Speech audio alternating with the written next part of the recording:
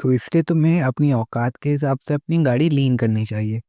जब ये बंदा अपनी बाइक लीन करके बहुत लंबा टर्न ले रहा होता है, तभी इसकी बाइक अनकंट्रोल हो जाती है और ये गाड़ी से गिर जाता है। और ये एक गाड़ी के नीचे आने वाला भी होता है, पर वो बच जाता है और उठ के अपनी गाड़ी की तरफ जाता है। जब वो अपनी गाड़ी को देखता है तो उसकी हालत देख के उसको बहुत बुरा लगता है कि उसने अपनी गाड़ी के साथ क्या किया।